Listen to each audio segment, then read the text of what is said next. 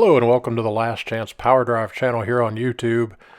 This will be the first in a series of videos we're going to do utilizing our drone capabilities to take footage of deteriorating items or abandoned landmarks in and around the southeast area.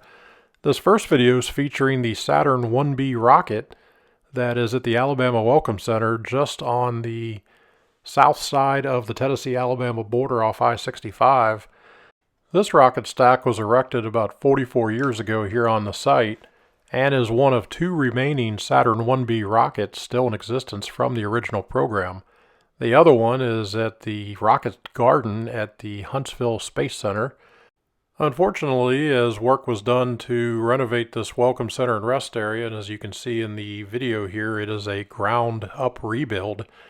They have taken a strong look at this rocket, and there have been many efforts to save it, even as high as the Alabama State House and Governor. But it has been decided that it is just too deteriorated to leave up in its current condition. It was never designed to be put on display for this many years. It is, as I mentioned, one of the original rockets from the program, and there's just nothing they can do to make it safe and stable to continue to stay in place.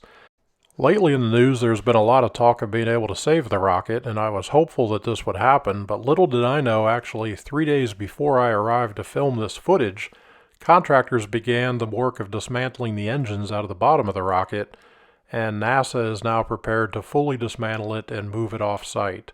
It appears that within the state's budget there is at least $2 million set aside to renovate the rocket. NASA estimates that it would cost at least $7 million.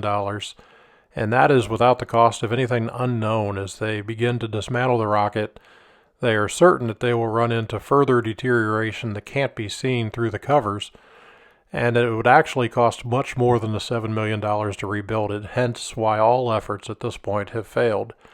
Now, it is interesting to note that Governor Ivey of Alabama has signed a bill into law that there will be a replica reinstated at this site. At this point, there's no word on how long the efforts to dismantle the rocket will take, or how the replica will be built, or how long that will take. They are hopeful that they're able to restore the site before the rest area and Welcome Center is ready to be opened, as they felt it was critical to get this work done without having to close any of the area after the center reopens.